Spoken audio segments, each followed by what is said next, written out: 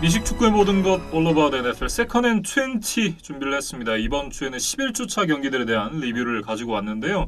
일단 이제 본격적으로 리뷰를 시작하기 전에 한 가지 안내 말씀을 드리도록 하겠습니다. 저희가 이제 매주 이벤트를 이제 진행을 하고 있습니다. 그래서 이제 승부 예측, 이제 승패만 맞춰주시면 이걸 다 맞추신 분께 저희가 상품을 드리는데 이거를 이제 많은 분들이 모르시는 것 같아서 이걸 저희가 초반에 얘기를 한번 하려고 해요.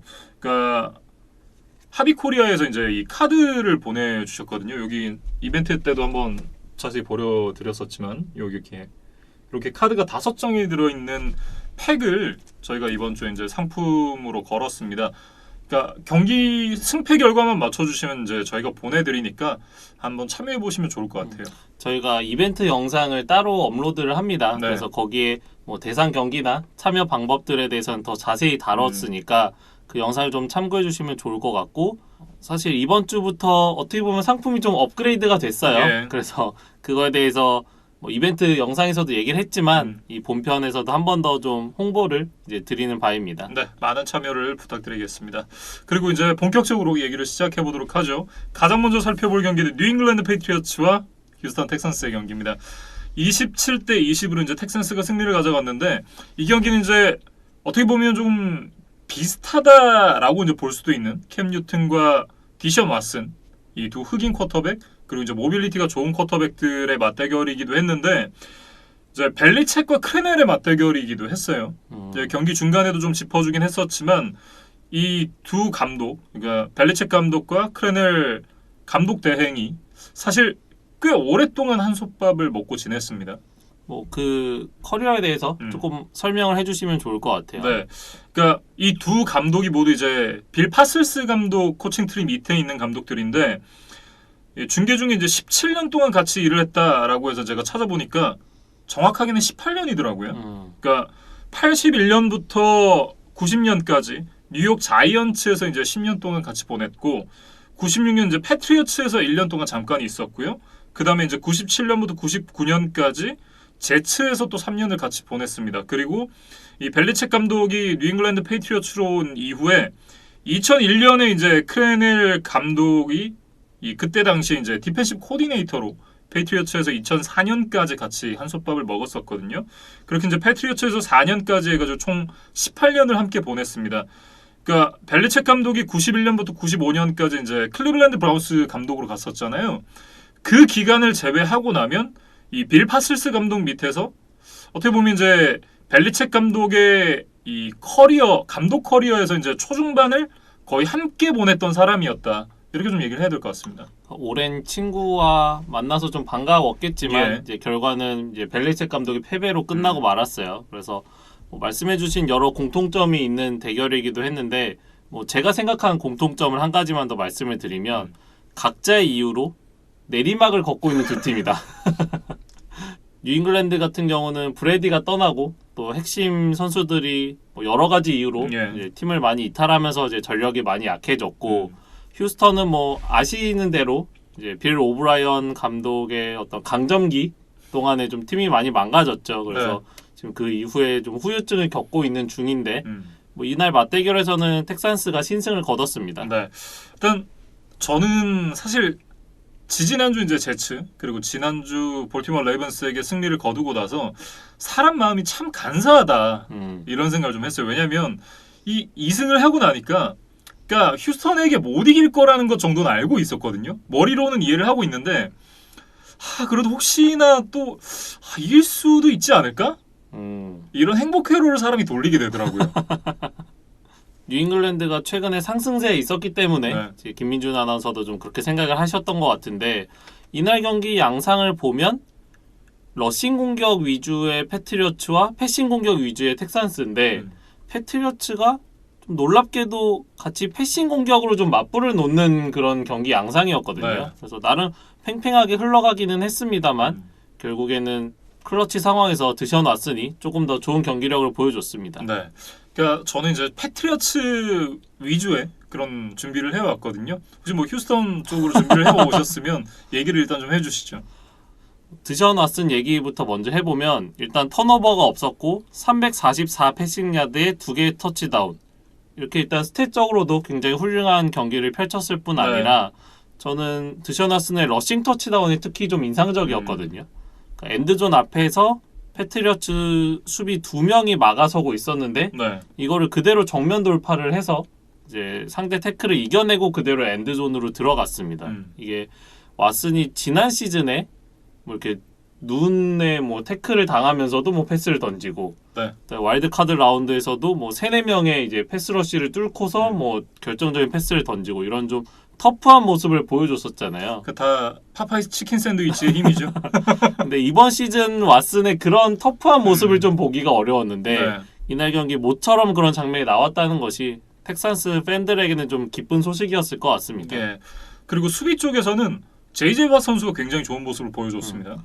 와트가 이날 색은 없었지만 패스 굴절을 4개나 만들어주면서 네. 고비 때마다 캠 뉴튼을 막아섰고 텍산스 수비와 관련해서 더 얘기해야 될 부분은 사실 이번 시즌 텍산스가 러싱 야드 허용 기준으로 리그 꼴찌의 기록을 가지고 있는 팀이거든요. 네. 그런데 이날 패트리어츠를 맞아서 100야드 미만으로 잘 억제를 했다. 네. 그 점을 꼭 좀 칭찬을 해야 될 것 같습니다. 사실 그거는 굉장히 잘했다고 좀 칭찬을 해야 될 것 같은 게 최근에 데미안 해리스 선수가 굉장히 좋은 모습을 보여줬잖아요. 보여주고 있고 그리고 이제 제임스 화이트 선수도 어쨌든 뭐 좀 스크린 플레이를 많이 받는 선수긴 하지만 어쨌든 이 선수도 적지 않은 야드를 기록할 수 있는 선수인데 이런 선수들이 있는 상황에서도 100야드 안쪽으로 막았다? 이건 굉장히 잘했다고 봐야죠.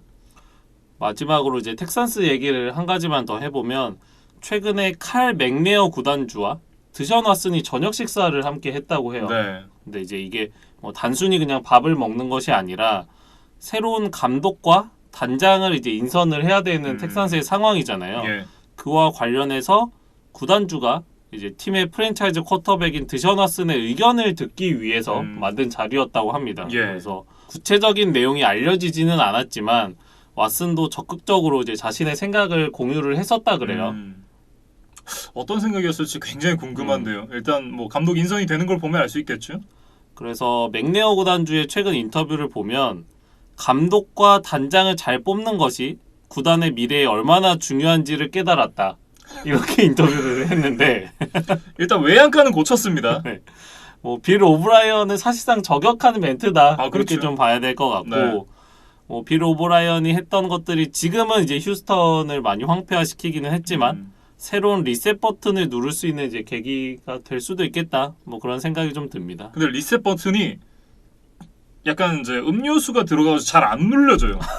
끈적끈적해져가지고 안 눌려지는 상황이라고 좀 봐야 될 것 같아요. 왜냐하면 지금 돌핀스에게 1라운드 픽이 다가 있잖아요.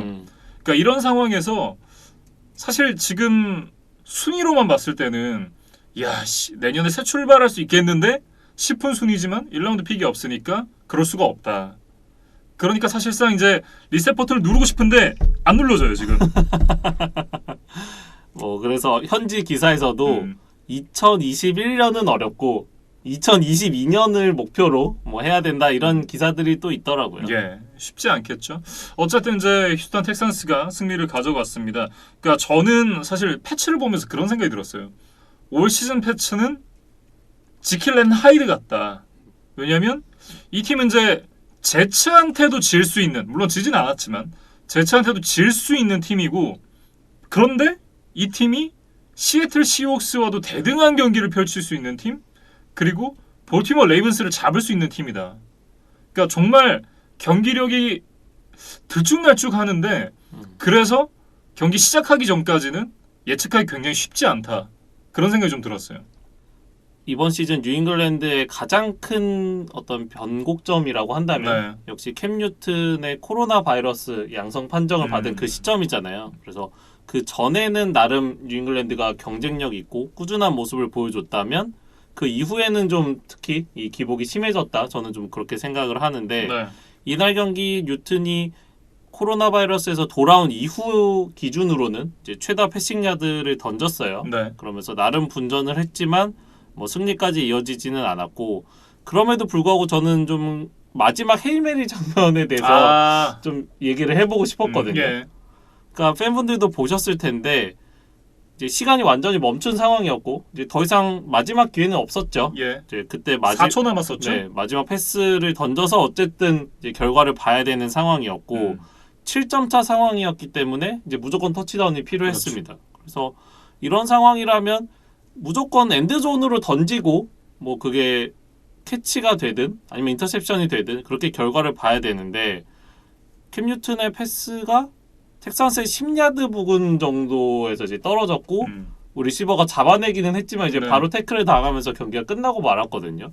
그러니까 이게 캠 뉴튼이 의도를 한 건지 아니면 진짜 어깨의 힘이 지금 그 정도를 던질 수 있는 상태가 아닌 건지에 대해서 좀 궁금하더라고요. 저는 캠 뉴튼의 어깨 상태로서는 그건 최선이었다. 왜냐하면 패트릭 마홈스가 아니니까 그렇게 롱밤을 물론 이제 이날 경기 이제 드미어 버드에게 이제 롱밤을 꽂으면서 터치다운을 만들긴 했는데 애초에 이 공을 던진 지점을 보면 엔드존까지 못 던져요. 거리가 80야드 이렇게 던질 수 있는 선수가 아닙니다. 캠 뉴튼이. 그래서 텍산스가 이제 2명밖에 패스러시를 하지 않았기 때문에 네. 뭐 포켓 안에서 이제 충분히 시간을 벌 수 있었거든요. 그러니까 사실상 그러니까 패스라는 것이 이제 이 스크리미지 라인 뒤쪽에서 던져야 이제 포워드 그렇죠. 패스가 가능하잖아요. 근데 이 포워드 패스를 던질 수 있는 그 존에서 캠 뉴튼이 엔드존으로 공을 던질 수 있었겠느냐? 저는 그거에 대해서 굉장히 이 불가하다. 이건 네거티브다라는 생각을 갖고 있습니다. 결국 기적은 없었고 이제 패트리어츠가 그대로 패배를 하고 말았습니다. 더 놀라운 거 아세요? 그렇게 해가지고 연장 가잖아요. 그래도 졌을 거예요. 뭐 그거는 이제 만약이란 없는 거니까 네. 이제 영원히 뭐 미제로 이제 남게 되는 그런 이제 문제인 것 같습니다. 사실 이제 캠 뉴튼 선수가 이날 앞서도 말씀드렸지만 이제 드미어 버드 선수에게 롱밤 꽂으면서 굉장히 좀 놀라운 모습을 보여주긴 했어요. 전 개인적으로 굉장히 놀랐습니다. 그런데 이날 이제 캠 뉴튼이 던졌던 패스들을 보면 패스의 질이 좋았다라고는 얘기하기 좀 어려워요. 패스가 너무 낮게 오거나 너무 옆으로 쏠리거나 그러니까 흔히 얘기하는 게 이즈만 위원도 예전에 얘기를 많이 했었지만 공이 가슴팍 쪽으로 와야 된다라고 얘기를 많이 하잖아요. 아니면 이제 수비 선수가 막을 수 없는 이 선수만이 잡을 수 있는 어떤 그런 곳으로 공을 던져야 되는데 그러니까 오픈된 선수인데 스크린 패스를 해요. 근데 공이 상체 쪽으로 안 오고 무릎 쪽으로 옵니다. 그러면 공을 잡다가 수비 선수 오고 전진을 만들어내지 못하잖아요. 그러니까 그런 장면들이 굉장히 많았어요. 그게 보이지 않는 일종의 야드 애프터 캐치에서 좀 손해를 보는 그렇죠. 그런 경우들이 네. 많을 수 있다. 이제 그런 지적이신 것 같아요. 그래서 캠 뉴튼이 1년 계약을 했잖아요. 그래서 과연 내년에 패트리어츠에 남을 수 있을 것이냐? 뭐 이거에 대한 뭐 이야기들이 계속해서 나오고 있는데 어렵네요. 일단 캠 뉴튼의 인터뷰를 보면 그 기자들이 내년 시즌 거취에 대해서 이제 물어볼 때 네. 계속해서 답변을 회피를 하고 있다 그래요. 그래서 뭐 명확하게 남고 싶다 아니면 뭐 나는 떠나겠다 이런 얘기들을 지금 함구를 하고 있는 상황이라고 합니다. 왜냐면 아직 시즌이 길게 남아있고 지금 보여주는 퍼포먼스로는 다른 팀에 돈 많이 받고 가긴 사실 어려워요. 캠 뉴튼을 원하는 팀이 많지 않을 겁니다. 그러니까 이번 시즌 망신을 당하지 않는 것 정도의 이제 성과밖에는 없었던 것 같아요. 한 해 망신 당해도 돼요. 괜찮아요. 이렇게 옵트아웃 많이 했을 때 지금 그런 핑계거리라도 있을 때 탱킹하고 그거 또 달리잖아요. 달리면 아무도 뭐라고 못합니다. 금방 잊혀져요.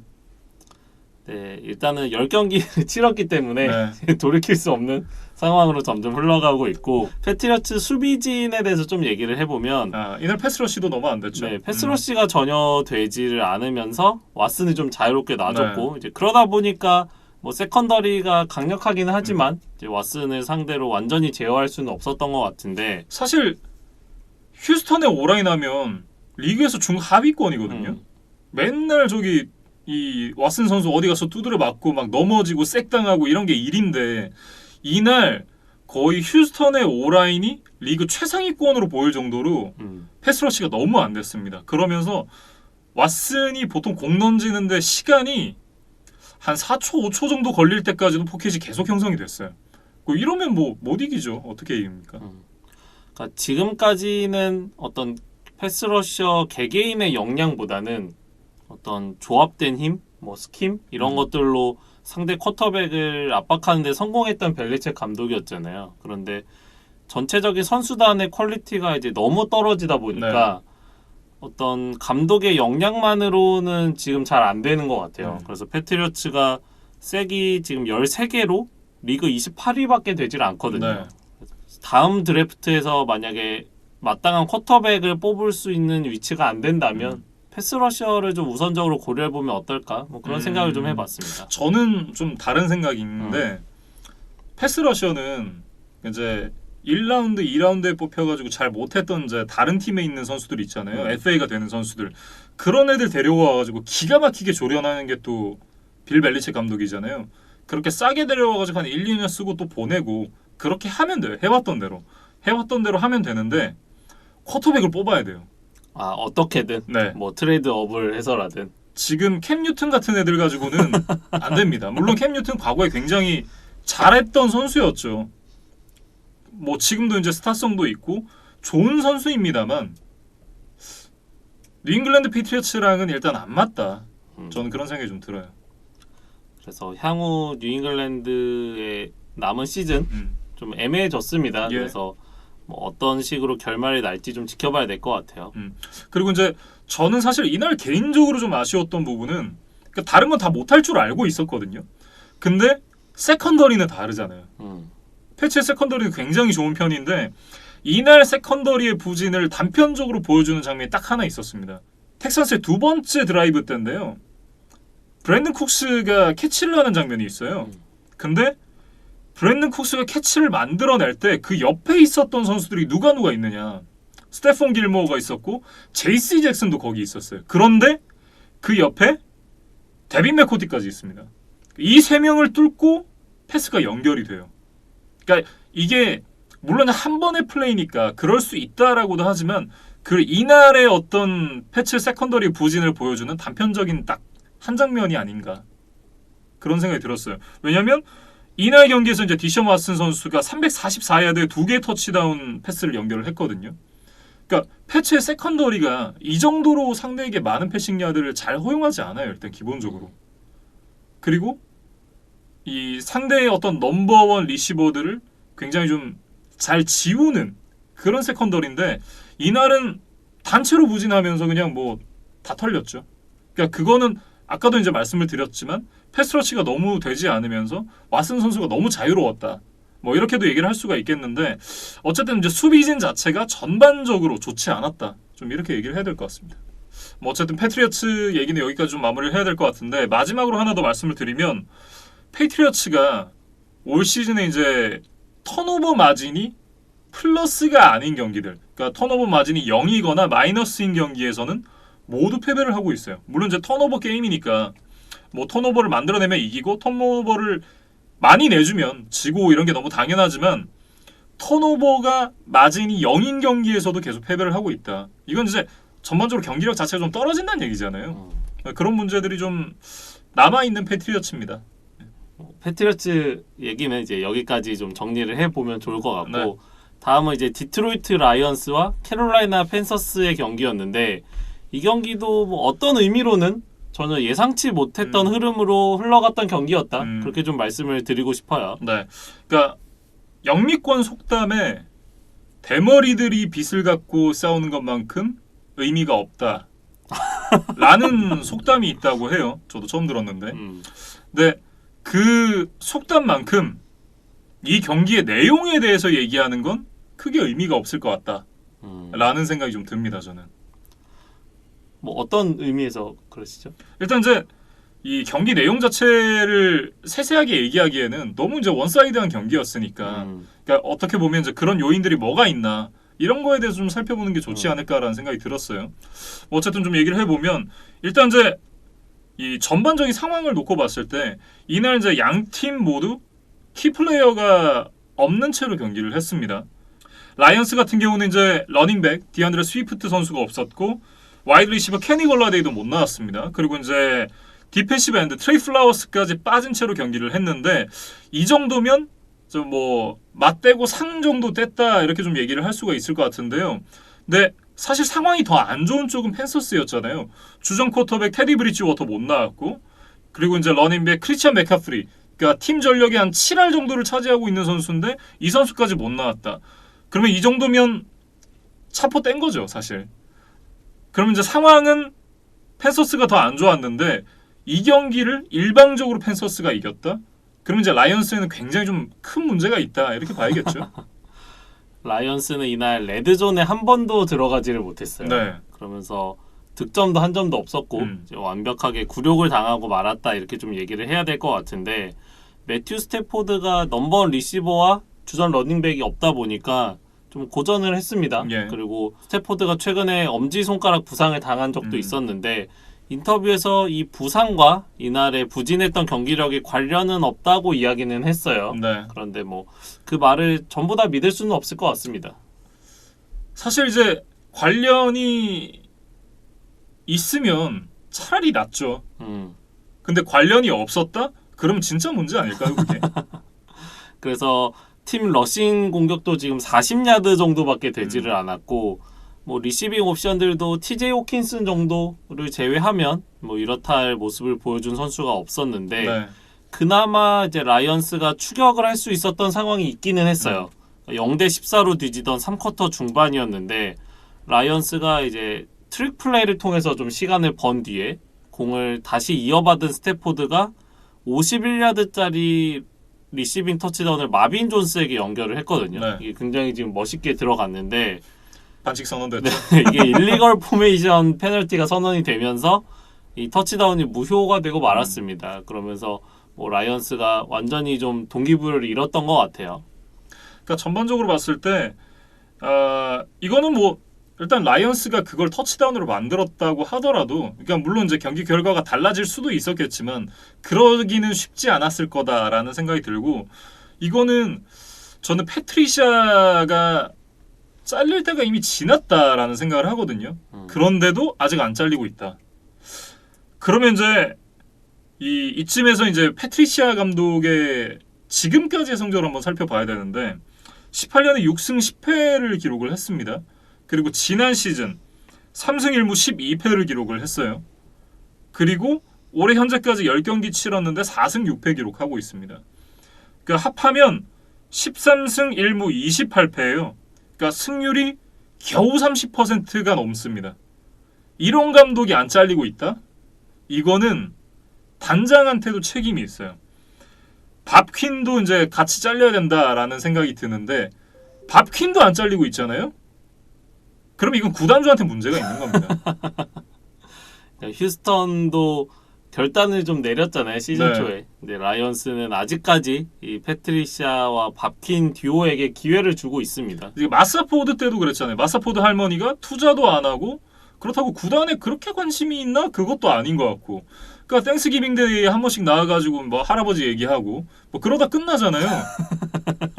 근데 이 사람의 딸인 이제 실라 포드가 구단을 이어받았는데 지금 첫 번째 시즌인데 크게 다른 것 같지 않다라는 생각이 좀 듭니다. 일단 구단에 대해서 좀 파악하고 있는 시간을 가지고 있는 게 아닌가. 아니 파악할 게 뭐 있어요 지금. 냉정하게. 아니 솔직하게 얘기를 이게 파악할 게 뭐 있어요. 이쯤 되면 잘라야지. 진작 잘랐어야죠. 아마 뭐 이번 시즌이 패트리샤 감독의 마지막이 되지 않을까 싶습니다. 그래서 뭐 시즌 중반이냐 시즌 끝나고냐 정도의 이제 선택지가 남아 있는 것 같고 네.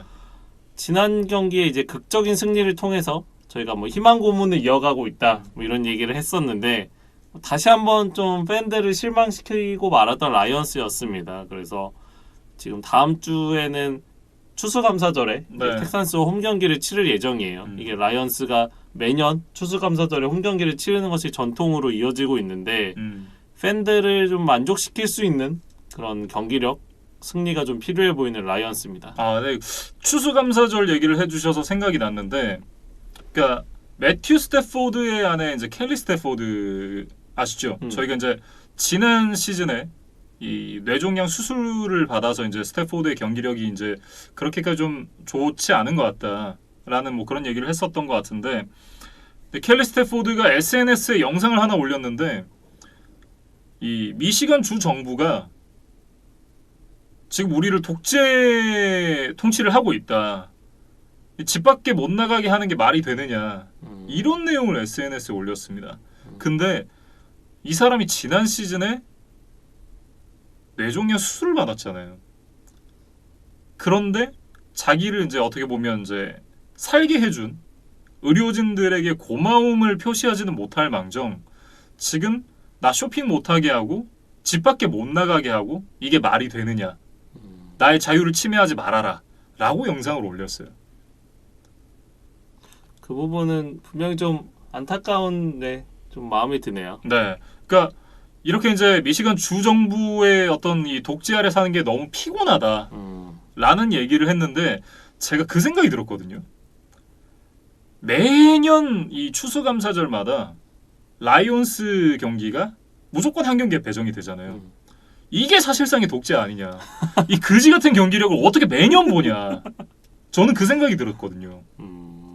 예, 뭐 어쨌든 이제 추수감사절 얘기가 나와서 이제 말씀을 드리는데 뭐 사실 이제 코로나 바이러스로 인해서 그러니까 나보다 내가 걸리면 나 혼자 아프면 되는데 내 주변 사람들이 좀 피해를 입을 수 있잖아요. 그러니까 그런 생각들을 좀 가지는 게 좋지 않나 그런 생각이 좀 들어서 말씀을 드려봤습니다. 그리고 이제 펜서스 얘기로 네. 좀 넘어가 보면 이날 XFL 출신의 PJ 워커가 선발 데뷔전을 치렀어요. 그렇습니다. 그런데 놀랍게도 이제 20대 0 완승을 거뒀습니다.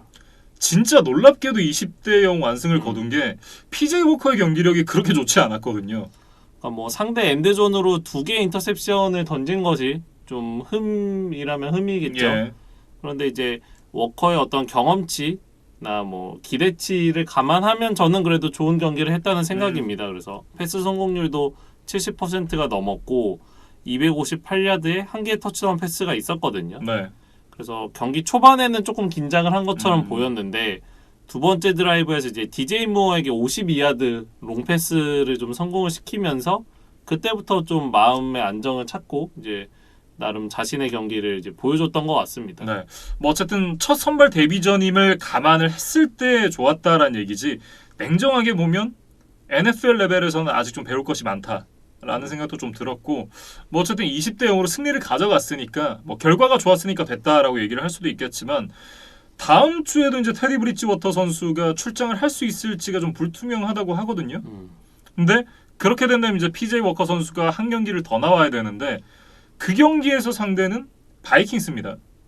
그러니까 이번 주만큼 만만한 상대가 아니에요.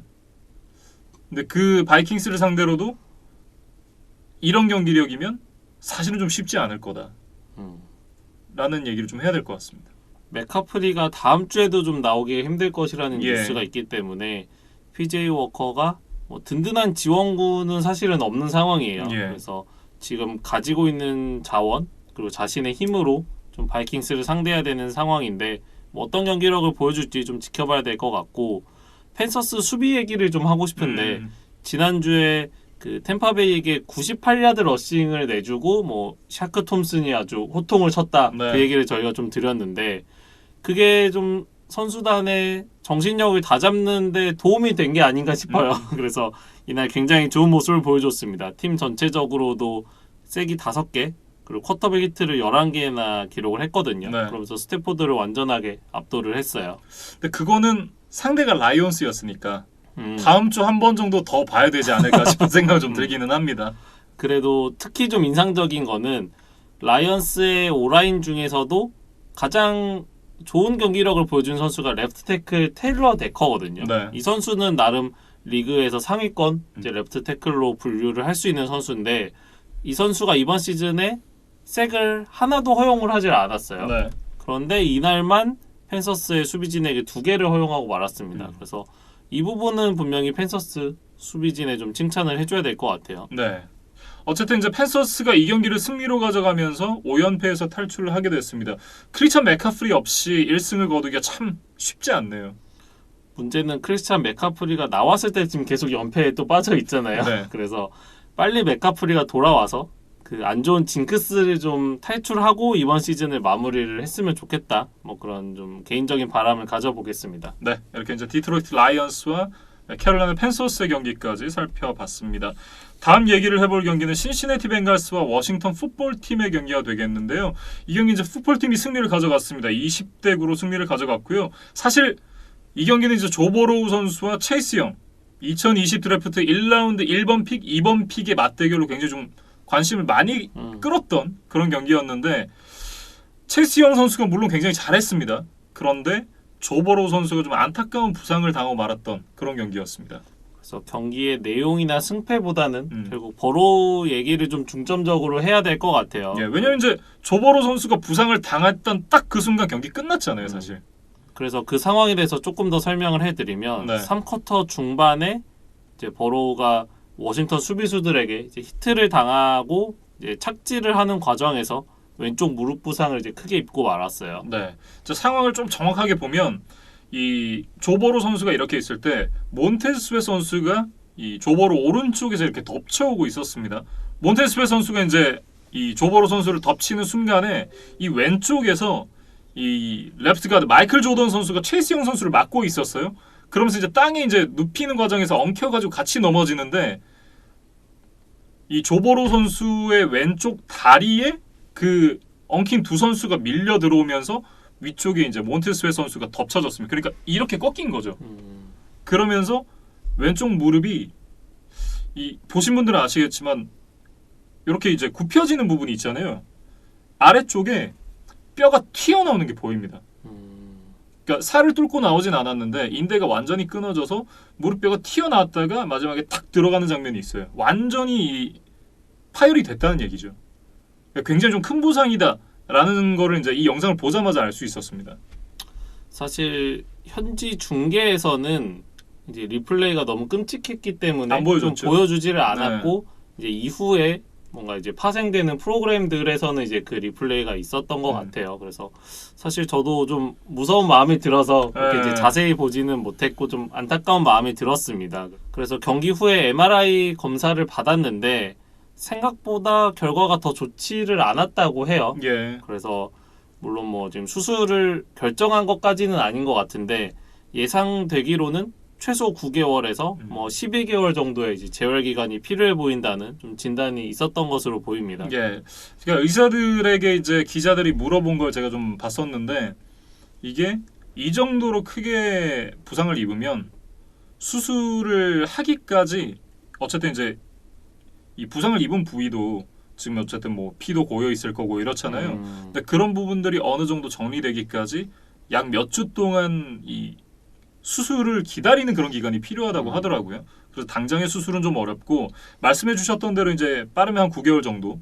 그러니까 내년 시즌 시작하기 직전쯤에 돌아올 수 있을까 없을까를 이제 좀 봐야 된다라고 하는데 사실 이 정도의 장기 부상에서는 이 부상 초기에 그걸 예상하는 게 좀 의미가 없다라는 얘기를 하더라고요. 왜냐하면 이제 개인마다 회복 속도도 다르고 재활 운동의 어떤 효과도 다 다르기 때문에 그거는 좀 시간이 지나봐야 알 것 같다라는 얘기가 있었고 전반적으로 보면 이제 전방 십자인대 파열됐고 내측부 인대까지 같이 파열이 됐다고 합니다. 거기다가 반월판 그리고 다른 여러 이제 인대도 같이 손상을 입었다고 하는데 일단 이제 큰 부상이 아니기만을 좀 수술이 잘 되고 빨리 회복하기만을 바라야겠죠.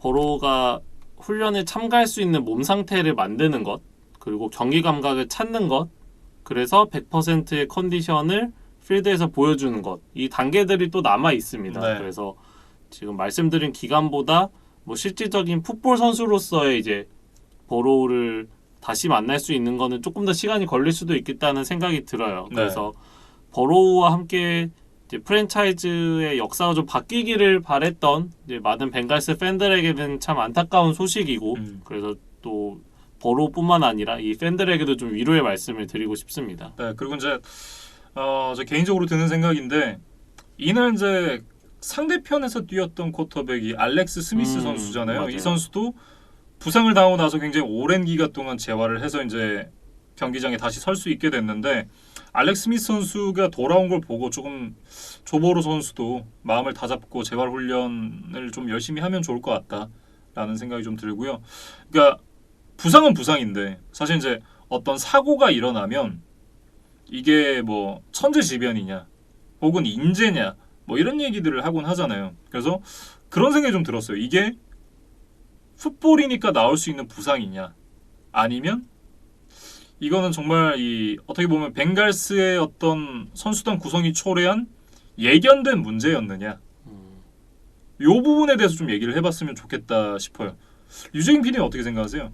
저도 이 부분과 관련해서 뭐 현지 언론이나 뭐 팬들의 이야기들을 좀 본 게 있었는데 아마도 이제 그런 이야기인 것 같아요. 그러니까 벵갈스의 오라인 그리고 전체적인 전력이 좀 약하기 때문에 버로우가 어떤 이런 큰 부상을 당할 수 있는 위험에 노출된 것이 아니냐 뭐 그런 이야기들인 것 같습니다. 네. 그거 어떻게 생각하세요? 너무 짓궂은 질문인가요? 근데 이제 버로가 워낙 큰 부상을 당했기 때문에 지금 뭔가 누군가의 탓을 하고 좀 그거를 찾는 거는 이제 지금 단계에서 얘기하기엔 좀 너무 뭐 때가 안 맞지 않나? 저는 그냥 개인적으로 그런 생각을 좀 하고 싶어요. 저는 그런 생각이 들었거든요. 그러니까 이 오라인에 있는 선수들은 최선을 다했어요. 자신의 몫을 다 했습니다. 그러니까 기량이 그만큼 상대보다 뛰어나지 않아서 그 수비 선수들을 막기가 어려움이 있었던 것뿐이지 이 선수들이 최선을 다하지 않았느냐? 그건 아니거든요. 그러니까 오라인 선수들을 뭐라고 할 건 전 아니라고 봐요. 근데 이런 상황을 초래한 사람들은 분명히 있습니다. 프론트 오피스에 그런 사람들이 있죠. 그러니까 보면 드래프트에서 이번에 수비 선수들만 줄창 뽑았어요. 그리고 6라운드에서 이제 오펜시브 태클 하킴 어든지 선수 딱 하나 뽑았거든요. 그러니까 당장 주전감이라고 보기는 어렵죠. 그런데 그렇다면 FA로 데려온 선수들이 있었느냐? 딱 한 명 있었습니다. 가드 제이비어 수아필로 선수 하나 데려왔죠. 그리고 이제 많이 봐서 지난 시즌 1라운드 11번인가에 뽑혔던 이 조나 윌리엄 선수 있잖아요. 이 선수가 지난 시즌 뛰지 않았기 때문에 뭐 새로운 영입과 같다라고 저희가 이제 예전에 드래프트 영상 때 얘기를 하긴 했었는데 사실상 냉정해 보면 이 선수도 즉시 전력감일지 아닐지는 물음표가 있는 상황입니다. 그런 상황에서 1라운드 1번 픽으로 조 보로라는 좋은 선수를 뽑아놓고 이 선수를 보호하기 위한 노력을 1도 안 했다? 뭐 1도 안 하진 않았지만 거의 하지 않았죠. 그렇다라고 한다면 그 전에 벵갈스의 오라인이 좋았느냐? 그것도 아니거든요. 그럼 이거는 오라인 보강을 안 한 프론트 오피스의 책임이 있다. 이거는 사실상 어떻게 보면 예견된이라고 얘기하기는 좀 어렵지만 이 조보로 선수가 부상에 당할 어떤 위험에 늘 좀 처해 있는 상황이었고 그러니까 사실상 이제 이 부상이 너무 커서 이런 얘기를 하는 게 좀 쉽진 않지만 어쨌든 조보로 선수가 언제든 부상을 당할 수 있는 위험에 좀 노출이 돼 있었다. 저는 그렇게 좀 생각을 해요. 충분히 이제 할 수 있는 합리적인 의견 제시다. 저는 좀 그렇게 생각을 하고 이제 워싱턴 쪽에서 좀 얘기를 해보면 뭐 워싱턴 선수들도 뭐 버로우에게 이렇게 해를 가하려는 의도는 전혀 아니죠. 없었습니다. 그래서 좀 불운한 부상이었다 네. 이렇게 얘기를 해야 될 것 같고 중계 중에도 나왔지만 워싱턴 선수들도 무릎을 꿇고 버로우가 큰 부상이 아니기를 좀 비는 그런 모습들이 있었고 특히 이제 체이스 형 같은 경우에는 이제 카트에 조보로가 이제 올라섰을 때 직접 와서 또 격려의 메시지를 전해주기도 했어요. 예. 그래서 뭐 두 선수가 앞으로 남은 커리어 동안 계속해서 이제 라이벌로 비교가 될 텐데 그래도 좋은 동료애를 보여줬다. 뭐 그런 이제 말씀을 좀 드리고 싶습니다. 뭐 심지어 같이 한 해 뛰었었잖아요. 그 조보로 선수가 LSU로 전학 가기 전에 한 시즌 같이 뛰었었으니까 또 그런 팀 동료였던 어떤 그런 동료 의식이 있었겠죠. 그리고 이날 경기장에 있었던 신시내티 그리고 워싱턴 선수들뿐만 아니라 다른 NFL 선수들도 좀 버로우에게 위로의 메시지를 많이 전했어요. 그래서 SNS를 보니까 뭐 러셀 윌슨이나 패트릭 마홈스 같은 리그를 대표하는 쿼터백 선배들 그리고 LSU 시절에 이제 동료였던 클라이드 에드워즈 엘레어나 그다음에 신시내티에서 한솥밥을 먹다가 지금은 팀을 떠난 칼로스 던넵 뭐 이런 주요 스타 선수들도 이제 버로우의 쾌유를 비는 그런 메시지를 좀 전달을 했습니다. 네. 그리고 이번 시즌 좀 유독 큰 부상들이 많이 나오고 있잖아요. 예. 그러니까 저희가 몇 주 전에 또 닥 프레스컷 선수가 시즌 아웃 부상을 당했고 이제 그거에 대해서 또 안타까운 소식을 좀 전해드렸었던 바 있었는데 그때와 좀 비교를 해보면 조금 다른 의미로 좀 마음이 아팠어요. 그러니까 프레스컷 때는 프레스컷이 이제 카트에 실려 나가면서 이제 눈물을 보였잖아요. 그러니까 그 장면 자체가 조금 이제 슬픈 감정을 유발을 했다면 이 조보로 같은 경우는 오히려 좀 덤덤한 표정으로 나갔거든요. 예. 그게 저는 조금 더 안타까웠는데 일단은 신인 때부터 좀 많은 짐을 지고 좀 리더 그리고 이제 주전 쿼터백으로서 많은 역할을 해야 됐던 조보로였는데 일단 장기간 이제 필드를 이제 떠나 있게 됐으니까 그리고 그거를 자기들도 직감을 했을 텐데 네. 그리고 무릎 쪽에는 상당한 통증이 있었을 텐데도 이런 것들을 이제 표현하지 않고 좀 담담하게 이렇게 경기장을 떠나는 모습이 어떻게 보면 저는 좀 더 마음이 아팠다 그런 생각이 좀 들었고 그리고 저는 그게 또 굉장히 멋있었던 것 같아요. 그래서 저희가 이번 시즌 내내 버로우의 좀 훌륭한 인터뷰 스킬이나 워크애식 같은 것들을 좀 칭찬을 여러 번 했었잖아요. 네. 그래서 좀 건강한 모습으로 돌아올 수 있겠다. 왜냐면 정신력이 이제 좋은 선수니까 좀 그런 기대를 해보고 버로우가 나중에 이제 건강하게 돌아와서 뭐 팀을 플레이오프 혹은 그 이상으로 이제 이끄는 모습을 좀 응원을 해보겠습니다. 네. 어쨌든 이제 조 보로 선수의 루키 시즌이 이렇게 끝나게 됐습니다. 일단 한번 돌아보긴 해야겠죠. 10경기를 나왔습니다. 10경기를 나와서 404번의 패스 시도, 264번의 패스 성공을 기록을 했습니다. 예, 뭐 한 시즌 이 패스 성공률이 65.3%를 기록을 했고 2688 패싱 야드와 함께 13개의 터치다운, 5개의 인터셉션 기록을 했고요. 러싱에서도 142야드를 뛰면서 3개의 러싱 터치다운까지 기록을 했습니다. 이건 이제 16경기로 좀 환산을 시켜보면 패싱 야드가 4300야드가 돼요. 그러니까 16경기를 뛰었을 때 어쨌든 4000 패싱 야드는 넘겼을 것이다 라는 예상이 좀 가능하고 패싱 터치다운도 16경기로 이제 환산을 했을 때 20.8개 그러니까 21개 정도의 터치다운을 기록했을 것이다 라고 나오는데 이 스탯이 루키한테 나왔다? 이거는 정말 루키 오브 더 이어 감이죠. 네. 그리고 벵갈스의 안 좋은 팀 상황을 감안하면 이제 버로우가 정말 선전을 하고 있었다. 네. 이렇게 좀 분석을 하면 될 것 같습니다. 어쨌든 조 보로 선수 내년에 건강한 모습을 보기를 기대를 하겠습니다. 이제 알렉스 스미스 얘기를 좀 해보고 싶은데 네. 뭐 그 전에 버로우와 잠깐 좀 엮어서 이야기를 해보면 사실 알렉스 스미스가 그 끔찍한 부상을 당했던 게 바로 이 페덱스 필드였고 정확하게 2년 전에 같은 11주차 3쿼터에 있었던 일이라고 하더라고요. 그러니까 그러네요. 네, 그런 여러 가지 요소들이 조금 닮아 있는 그런 모습인데 알렉스 스미스가 2년여 만에 이제 선발 쿼터백으로서는 이제 승리를 거두는 아주 기쁜 날이었는데 네. 이제 후배 쿼터백의 이제 큰 부상을 보면서 좀 만감이 교차했을 것 같습니다. 예.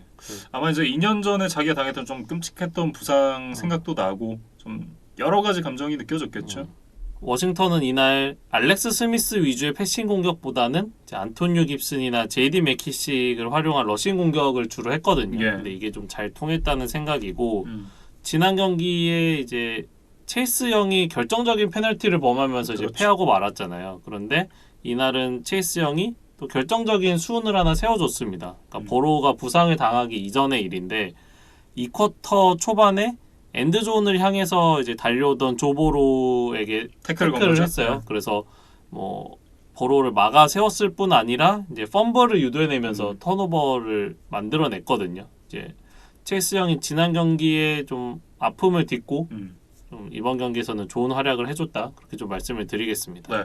그래서 사실상 그러니까 조보루 선수가 부상을 당했으니까 이 얘기는 웬만하면 안 하려고 했는데 두 선수만 놓고 봤을 때 그 한 플레이로 어떻게 보면 이제 두 선수 간의 대결은 체이스 형이 판정승을 거뒀다. 뭐 이렇게 얘기를 좀 해야 될 것 같습니다.